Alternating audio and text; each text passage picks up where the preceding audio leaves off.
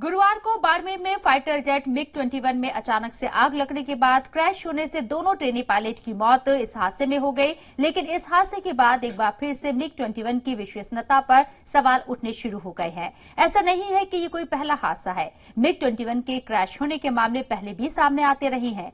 बाड़मेर में ही पिछले साल ट्रेनिंग के दौरान मिग-21 दुर्घटनाग्रस्त हुआ था। तब पायलट सुरक्षित बच गए थे। 1964 में इस विमान का इस्तेमाल कर रही भारतीय वायुसेना में इसके क्रैश रिकॉर्ड को देखते हुए इसे फ्लाइंग कॉफिन यानी उड़ता ताबूत कहा जाता है। रूस ने तो 1985 में इस विमान का निर्माण बंद कर दिया, लेकिन भारत इसके अपग्रेडेड वेरिएंट का इस्तेमाल अब तक कर रहा है। आइए आपको बताते हैं कि फाइटर जेट मिग-21 के बारे में कि आखिर इसे क्यों कहा जाता है उड़ता ताबूत।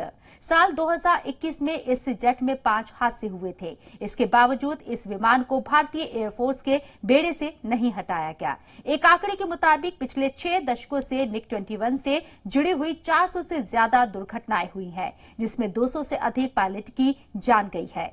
भारतीय वायुसेना के बेड़े में ये विमान 1960 के दशक की शुरुआत में शामिल हुए थे और 62 साल में अब तक इस विमान से करीब 200 दुर्घटनाएं हो चुकी हैं।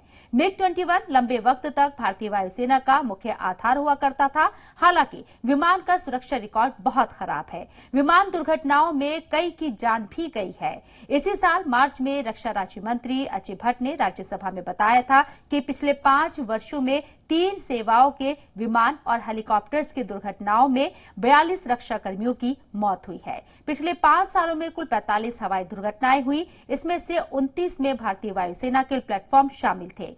बताते चले कि किसी जमाने में फाइटर जेट मिग-21 विमान भारतीय वायुसेना की रीढ़ माने जाते थे, लेकिन अब ये विमान ना तो जंग के लिए और ना ही उड़ान के लिए फिट है। हालांकि बालाकोट एयर स्ट्राइक के बाद मिग-21 बाइसन विमान ने ही पाकिस्तानी लड़ाकू विमानों के छक्के छुड़ाए थे। वायुसेना 1960 से मिग-21 विमानों का इस्तेमाल कर रहा है।